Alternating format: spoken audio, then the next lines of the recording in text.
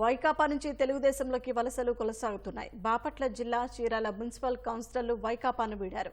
మొత్తం 11 మంది వైకాపా స్వతంత్ర కౌన్సిలర్లు ఎమ్మెల్యే ఎంఎం కొండయ్య సమక్షంలో తెదేపాలో చేరారు. మద్దతు ఇచ్చిన వారిని ఎమ్మెల్యే పార్టీలోకి సాదరంగా ఆహ్వానించారు.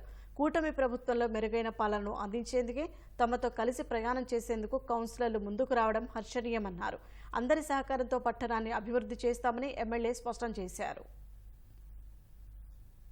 బాధుడు ఇదేం కర్మ ద్వారా టౌనంతా కూడా తిరిగి చూశాను. ఆ జరిగినటువంటి అక్కడ ఉన్నటువంటి ఇబ్బందులు, సమస్యలు, ప్రజలు వాళ్ళ యొక్క ఇబ్బందులన్నింటినీ కూడా దృష్టిలో పెట్టుకుని కౌన్సిలర్స్ గా ప్రస్తుతం ఉన్నారు. వాళ్ళందరూ కూడా పిలుచుకొని మనందరం కలిసి పని చేద్దాం, మీరు నాతో పాటు రండి, మనం వెళ్దామంటే వాళ్ళందరూ కూడా పెద్ద మనసుతో అన్నా నేను మీ వెనకాలే ఉంటాం, మమ్మల్ని అందరూ దృష్టిలో పెట్టుకోండి, ప్రజలకు మేము హామీ ఇచ్చాం, ఈ రోజు ఆ హామీలు నీ ద్వారా నెరవేరుతాయి అంటే ఇంతకంటే మాకు ఏం కావాలని చెప్పేసి ఈ రోజు వాళ్ళు మద్దతు ఇవ్వడానికి వచ్చారు. నేను కూడా వాళ్ళకి అదే పద్ధతిలో స్వాగతం పలికాను. ఎక్కడ కూడా ఏ వార్డును కూడా వదిలిపెట్టేటువంటి అవసరం లేకుండా వాళ్ళు కూడా నాతో పాటు కలిసి పనిచేసేటువంటి పరిస్థితి ఉంది. కాబట్టి మంచి డెవలప్మెంట్ చేయడానికి ఆస్కారం ఉంది. డ్రైనేజ్ ప్రాబ్లమ్స్ గమనించాను నేను. అలాగే ఒక ఇంట్లో 2-3 కుటుంబాలు ఉన్న వాళ్ళని గమనించాను. పెన్షన్ లేనటువంటి వాళ్ళని చూశాను. రేషన్ కార్డ్స్ కూడా లేనటువంటి వాళ్ళని చూశాను. అన్నిటిని కూడా వీళ్ళందరినీ కలుపుకొని ఈ రోజు ఏ రకంగా వాళ్ళు నాకు మద్దతు ఇస్తున్నారో అదే పద్ధతిలో ఇంకా వాళ్ళకి వాళ్ళ వార్డుల్లో వాళ్ళకి సంబంధించినటువంటి కేటరింగ్ చెప్పుకోవాలి. ఇంకా కొంతమంది రావాల్సిన వాళ్ళు ఉన్నారు కాబట్టి అందరినీ కలుపుకొని ఒక రోజు మంచి మీటింగ్ పెట్టి మున్సిపాలిటీలో ఏ రకంగా అభివృద్ధి చేయాలన్నది